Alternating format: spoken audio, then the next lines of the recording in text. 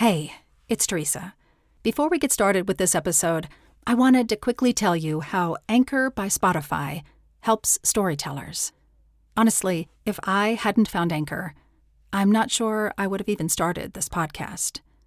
For the last year or so, I've recorded, edited, and shared more than 50 episodes on all the major platforms using Anchor.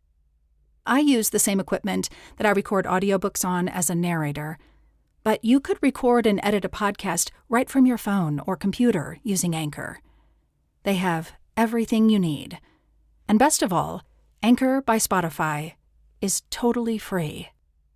So, if you know someone who has a story to tell, an idea to share, let them know they can download the Anchor app or go to anchor.fm to get started.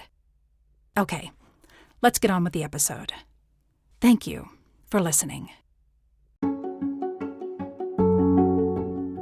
Desideratum is a Latin word. It means things that are desired as essential. This podcast celebrates storytelling as essential.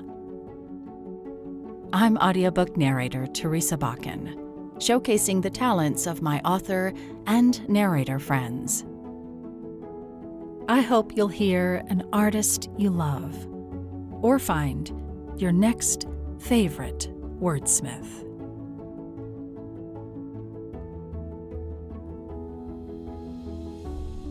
Hello. I'm so happy to be with the eminently interesting, yet honestly humble, Jule Selbo. Hi. We're talking about the new clever crime mystery she's crafted for her character, Dee Rommel. How is everything? Everything is so good. How about you? About a year ago, I talked to Jule about the first book in the Dee Rommel crime series called 10 Days. Now, Dee is back, and she's on a new deadline. This time, the deadline and the name of the book is 9 days. Okay, you're a little quiet to me. Is there a way to adjust how close you are to your mic? How about if I just talk up? Oh, Is that good? that's much better. Whatever you just did improved it greatly. So the mystery in 9 days begins with an arrest and a confession. It looks tidy, like it's already wrapped up. But the accused is a famous astrologist whose 12-year-old son doesn't believe his mother committed the crime. And he hires Dee to find the truth. I think that this, getting to truth and the way that you've played with nature and nurture it's so fun. Oh, good. It's so clever. Actually, the first question I wanted to ask you was like how you felt about this book. What did it feel like to release the second one? It was a little nerve-wracking because 10 Days did so well and people responded to it much more positively than I could have ever hoped for. And it won awards and it got the starred Kirkus review and everything. So the pressure of doing 9 days, I just had to kind of block it out and just kind of go back to the reason I love to write is to explore these different ideas that are circling around in my head. And now I'm kind of loving Dee because she can be a skeptic. Yeah. She's got a big chip on her shoulder, but there's a real vulnerable part to her also. So being able to explore things through her eyes that I, as the author, want to explore is, it's really fun. But I was nervous that, people would go, oh, well, the first one was good, but yeah, okay, thanks, bye. Because I know I have to get down to 1 day. So I'm really pleased that people are responding really well to 9 days. Yeah. Yeah. So talk a little bit about how 10 Days was well received. So you mentioned the Kirkus Star review. I wrote down something about Nashville. You were at an event in Nashville and it won something in Nashville. Yeah, the Killer Nashville conference happens every year. It's all mystery writers. It's just so much fun to go to. And I knew that the book was up for a Silver Felchian Award for one of the best investigator novels. But I rarely win things. I've never won a lottery. I've never won anything taken out of a hat. And so I'm just sitting there eating my chicken with this couple of new friends that I made that are mystery writers. And they were announcing the awards and they said, Jule Selbo, 10 days.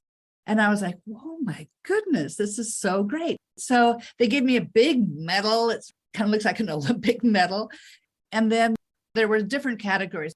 There was best investigator, there was best supernatural, best mystery crime, best cozy crime mystery. So then we all just, it was at a hotel. So we're all just at the bar afterwards, drinking glasses and having a good time. I love that you were surprised by it, that you were like, oh, it's me. I never win anything. Like that's your sense of like luck.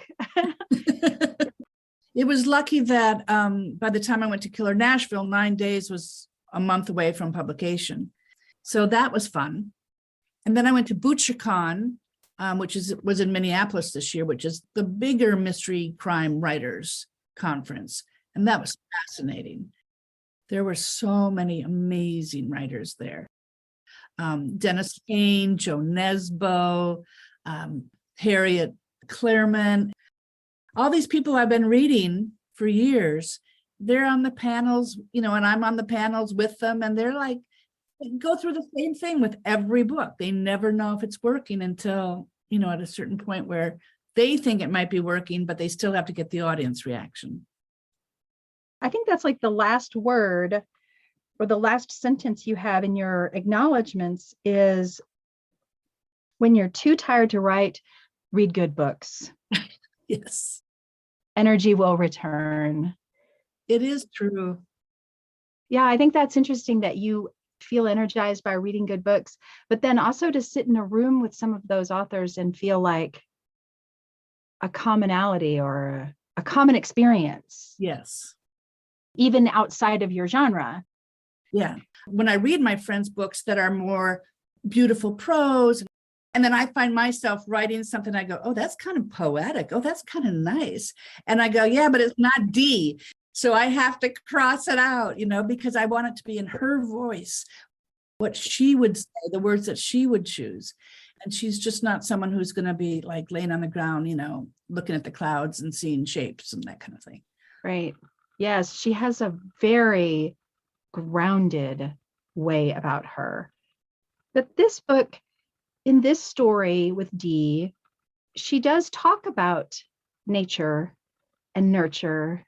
And you bring in this element of astrology that, even though she's a great voice of skepticism, but you kind of weave it in so that it's you can see her giving thought and pause to it. There is some poetic parts to that, I think.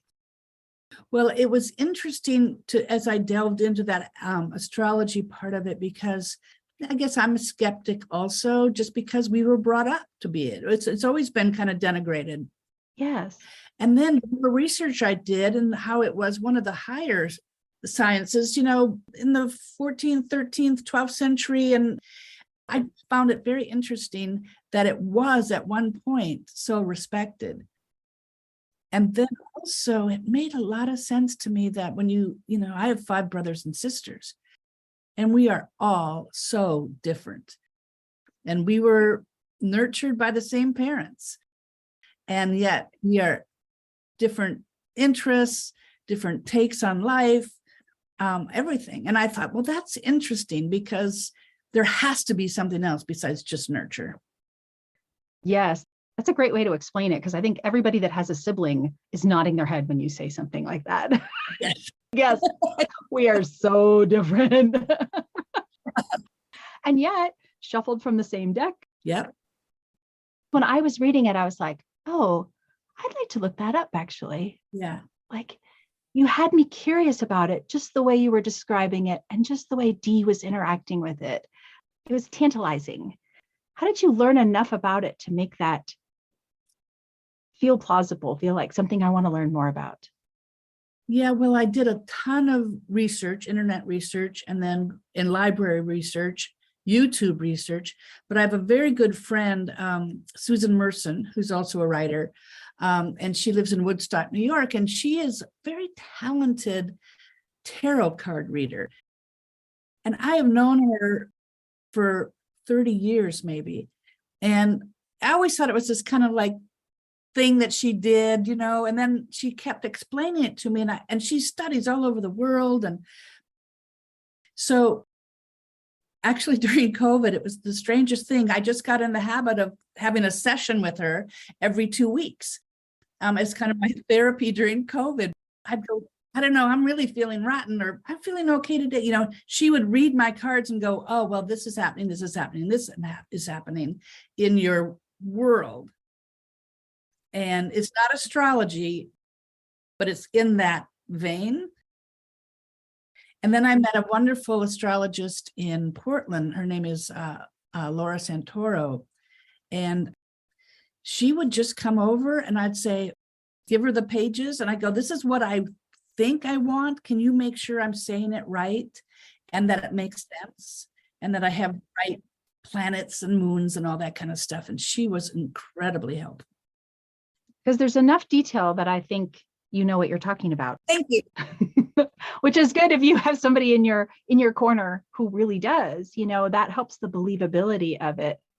Well, did your ideas about it, what you thought about it, did they change as you wrote this story? Did you feel more like this was plausible, that this idea about being able to, how does the character say it? It's, it doesn't necessarily predict what we're going to do, but it might explain the why behind what you do. Mm-hmm. Mm-hmm. And I don't think it's actually spiritual. I think it's more mathematical and, nature, knowing nature and understanding, the tides and how the moon changes, and how animals react to it. Yeah. And then seeing the commonality, and obviously, we're just human animals. So I'd like to learn more about it. But at this point in my life, there's so many things I want to learn more about. And I'm already into 8 days. And now I have a whole other task to learn about. Like I was with Laura, the astrologer, the other day, and she goes, what's going on? And I said, oh, I don't know. I'm just kind of like on edge, So she took out my chart and all that kind of stuff. And she said, oh, it'll be gone in 3 days. You'll feel better in 3 days. Pluto is doing something with Sagittarius. And the way it made me feel better. So it was almost like okay. That's validating. Yeah. It's kind of cool to me that as an author, you're not just writing what you know, you're purposefully kind of choosing things you don't know about and then learning about them. Yeah. Write about. Yeah, because I don't know, as a writer I just love to write. I love to sit in my little office and just have it quiet and just write.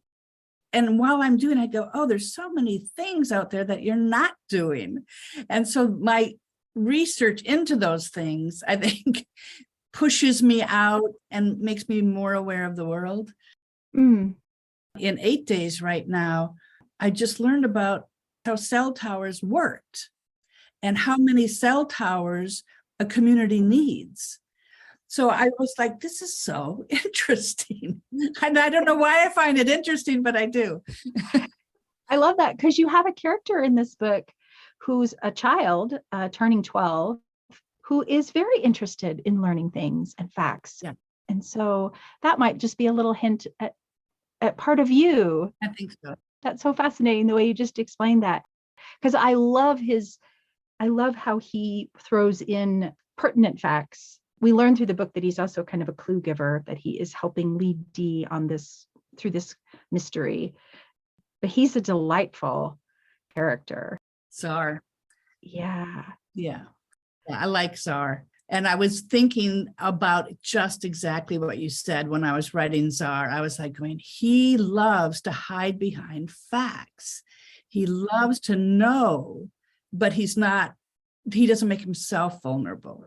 And I thought that is such an interesting character. Yes, because he aligns with Dee. She develops a relationship with him, and you can see why they're both sort of drawn to the truth and to the facts.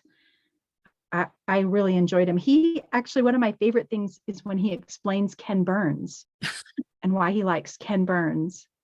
And I'm a big fan of Ken Burns. And I was like, oh. So he says, the restraint that Ken Burns shows gives the audience a chance to not feel manipulated. I was like, oh, I feel like you did that in this book. Oh, good, good. Yeah. Yeah, and I love that Czar is advising Gordy, the private investigator. You should watch Ken Burns. Why haven't you watched him? He does. He has good ideas, this kiddo. He does have good ideas. Let me look at my notes real quick. Oh, you know, one of my first notes is that there's a couple references in the beginning about liking that you're being underestimated. Dee enjoys being underestimated. Yes. Yes. And I think that being underestimated in her line of work allows her to get more information sometimes. And she's not threatening to some of the thugs that she has to deal with because she's a woman. Plus, she has a disability. And for them then to have to turn around and go, oh, wait a minute. Now I have to deal with this person who's much smarter and capable, more capable than I thought. And I think this time in the first book where we really meet Dee, she's still recovering from the injury that leads her to needing a prosthesis. Yeah. And the description of that, I can remember reading that and thinking you had given that such detail that I had an understanding of it that I hadn't had before. And in this book, she's a year and a half out from her accident, and it's more just how she's living life. Mm-hmm. But you have sort of layered in there that it is still something she's working through and something, right? Yes, I think physically and psychologically and emotionally, she was an athlete. She played basketball. She, ran the marathons, and it's something that's part of her and she loves it. And I think in 9 days, she's starting to go, okay, other people do it.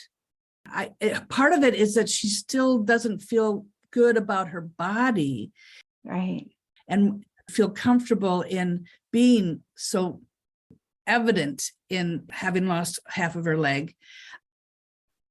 So it's interesting trying to build this 10-book arc for her, because I know where she's going to end as far as her physical sense of being and how she feels about herself. But I have to make sure that I follow the path to get her there.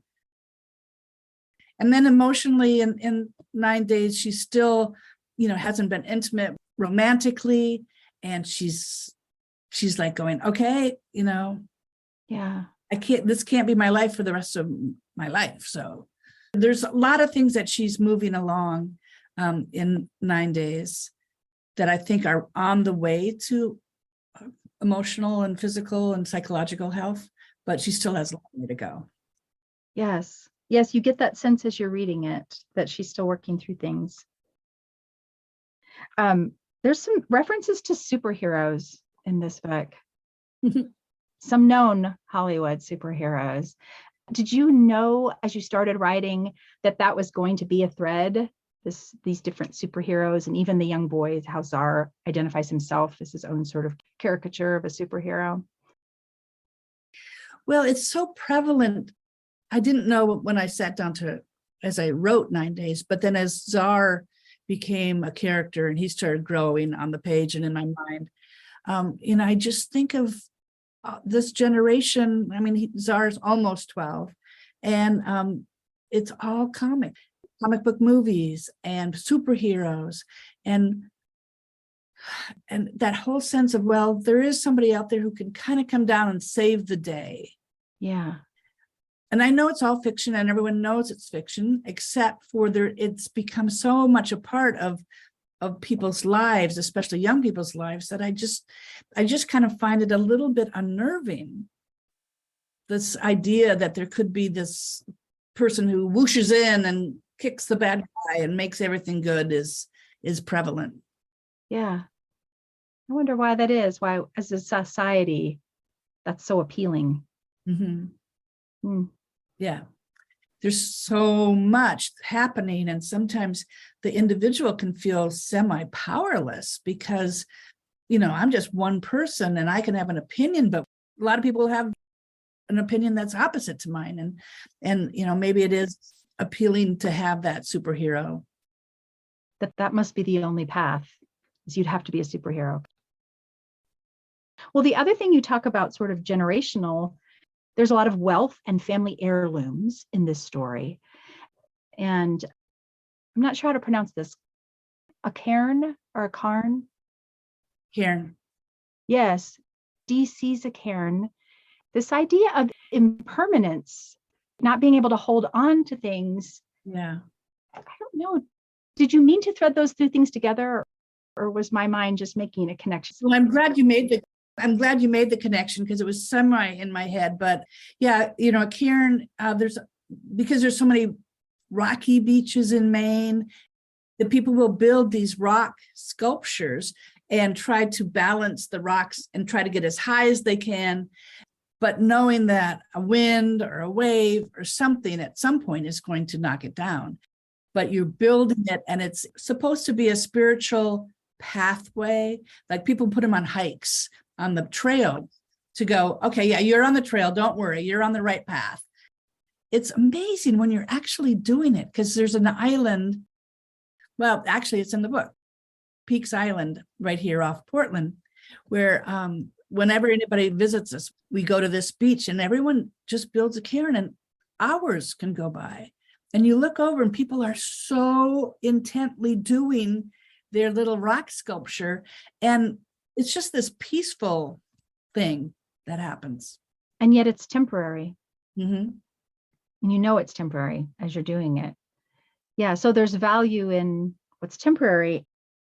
And yet Dee makes a little list at one point of things that she has. Let's see if I can find my note on it. I think she has a wedding dress and a maritime book, Mm-hmm. a shaving cup with initials scratched into the bottom of it. These are precious artifacts to her, right? Heirlooms. Yeah. There were heirlooms, and it's even a key to the story. Mm-hmm. So where did that come from for you? Why did you weave that in that way? Well, I needed the conflict with sons and the mother. Yes. And then also the plot. I needed it for the plot. Yes, it does it absolutely boosts the plot. I just kept writing down heirlooms and artifacts and connections to the past. Mm-hmm. I thought is more than just moving the plot forward. It felt like you must feel that way about something. It just came through strongly through Dee, I think. Yeah, I've moved around a lot. I grew up in Fargo, North Dakota, went to school in Texas, North Carolina, moved to New York, LA, and even in LA, we moved quite a bit from neighborhood to neighborhood.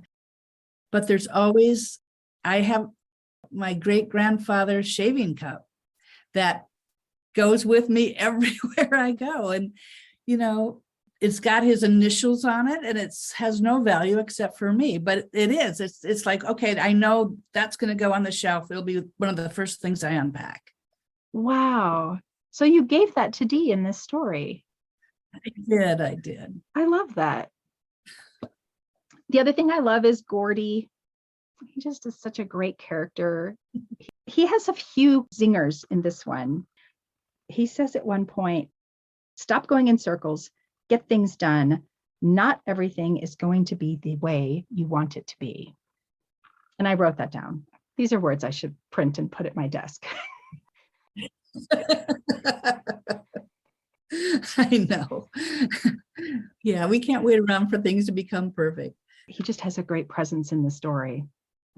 He's a great guy to write for me because he's not her dad. He's her godfather. He's known her since she was a little baby. He knows the situation with her mother.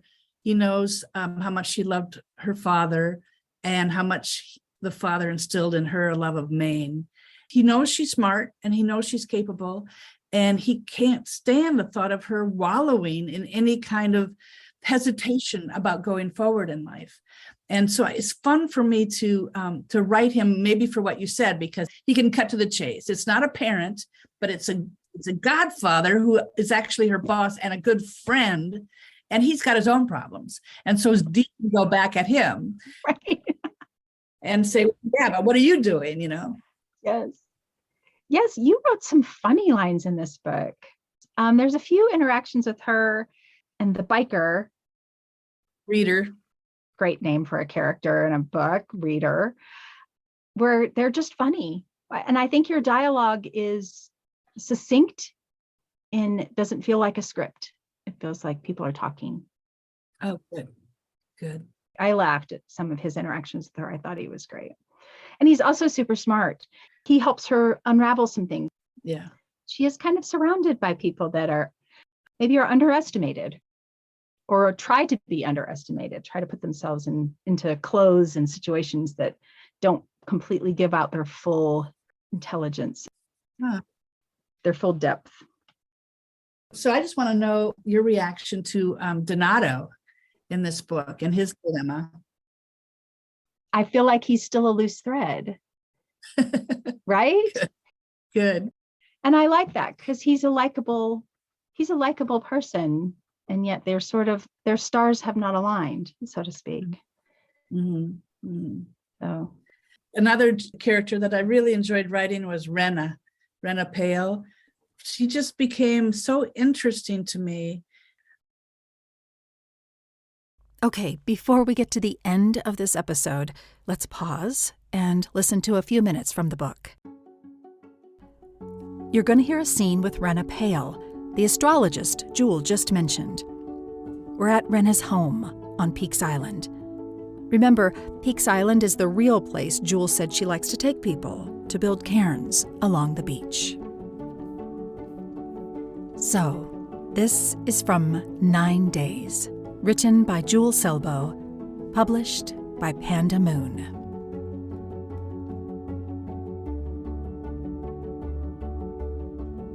The knife finds the release point. The shell pops open. I read in a book that there were oysters served in New York City before the Revolutionary War that were the size of a football. The oyster's silver, gray meat, in their natural brine, shine. She squeezes a little lemon over them. Aren't they scrumptious? She hands me a shell. Let's toast to sweet little Czar. She taps her half shell against mine, then downs the bivalve, relishing its plump, slurpable goodness. Join me. The oyster has a clean, creamy, briny taste. My tongue registers deliciousness, but my brain warns me that my stomach is not in the mood for food. I take my folder from my bag. Like you said, time is ticking. You said you have some information for me, from Agnes. She slurps another oyster. First things first. Did you bring your exact birth time? Can we not worry about that? I called my mother last night. Missed her. Her housekeeper told me she was at the ballet. So, let's just skip that step.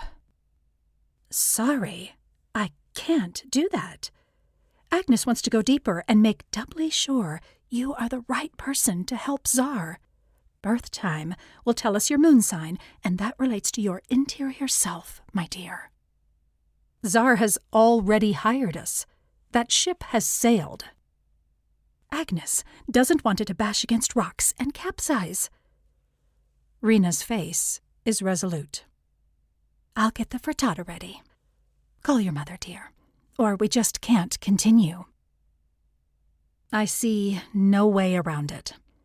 I head outside to the porch, settle against the railing, my back to the salty, brisk breeze. My mother answers right away.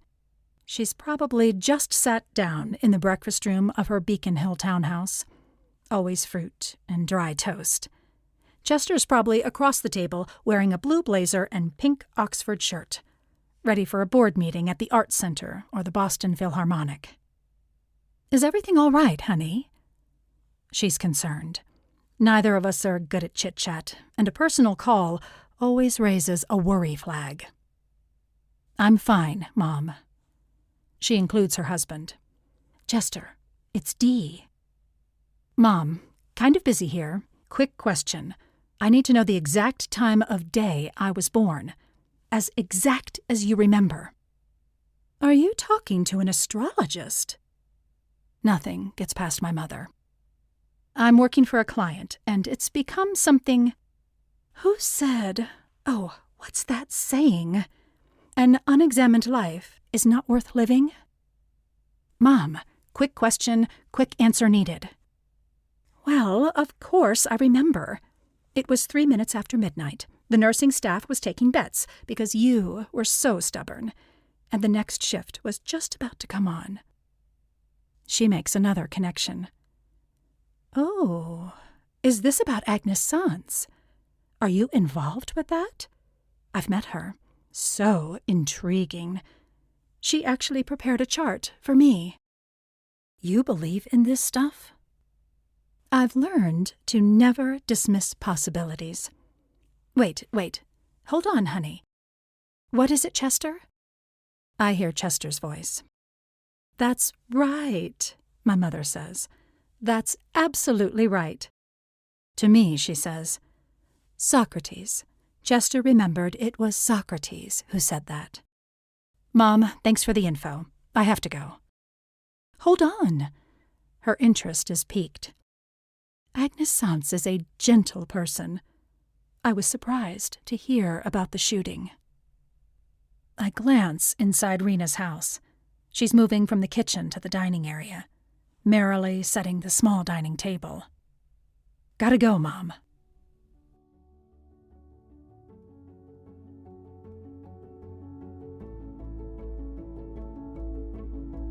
Is it harder or easier to compact the days? I'm finding it more difficult because I'm finding that I have to outline a little bit more specifically because I can't stretch out things over time. And then it's like, okay, so she needs to get from here to here. It's going to take her an hour to get there. So that takes an hour out of the day. But she also has to sleep, and she also has to do this and this and this. So it's fun. It's a good problem for me to have. I'm really enjoying it. I knew I wanted to write a series, but I had no idea it was going to be 10, 9, 8, 7, 6, 5, 4, 3, 2, 1. And with that countdown, we'll close.